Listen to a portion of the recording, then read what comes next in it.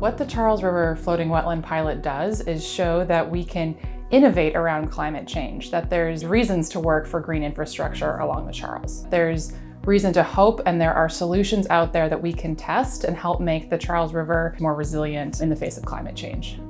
We set out to measure the impact of several things with the Floating Wetland Pilot. Its ability to provide habitat and ecological value, its ability to remove phosphorus from the water by absorbing through the plants, and the overall value of the biodiversity, and also importantly, how this can play a key role in community engagement. We've been able to prove that this is a viable tool for increasing community and climate resilience along the Charles. We were able to collect 3 years of really high resolution water quality data at the floating wetland and at a control location. We saw that the environment that was created locally around the floating wetland looked more like a healthy water body, looked more like what we want to see for the future of the Charles River compared to other locations in the river.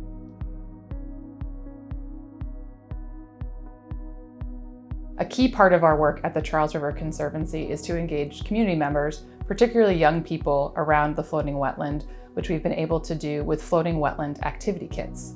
We also look for opportunities to get young people out of the classroom and to the river. From an education standpoint, the number of educational programs we've had with school students and summer programs that happen during the months the floating wetland is out there has been amazing. You can't think of a better place that could be a greater education backdrop than what we have. A lot of our students are city students. They haven't been able to experience nature. They haven't been able to get out into wildlife.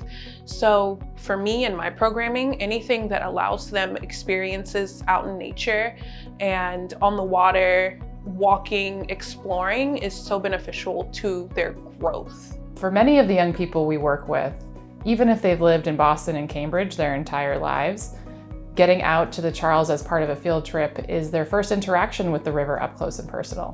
Whether they are paddling out on a kayak or seeing it from a riverboat, the young people are getting to learn from the floating wetland by seeing it and by experiencing it, and that is really powerful.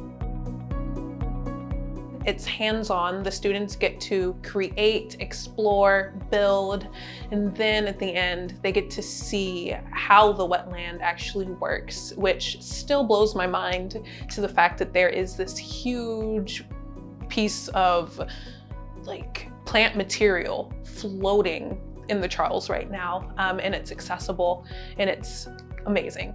I think if you can cast your mind back to the 1600s, the Charles River, what you would have seen was a tidal estuary surrounded by wetlands. That's the scale of vegetation that this ecosystem wants to have. That's the scale of vegetation that we need. We've shown that this is a viable tool for increasing resilience and adding back biodiversity in urban water bodies. So we're looking for opportunities to expand this type of program, like in the Broad Canal or other opportunities along the hard seawall edges in the Charles River. And by expanding floating wetlands, we open up more opportunities to interact and engage with the river and make it healthier.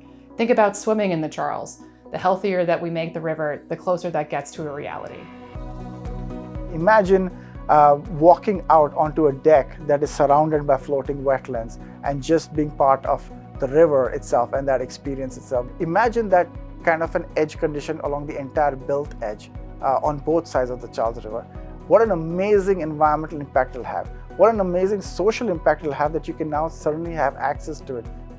If we use our collective imagination, our ingenuity, our resources for climate and community resilience, we can make real progress and we can make real change.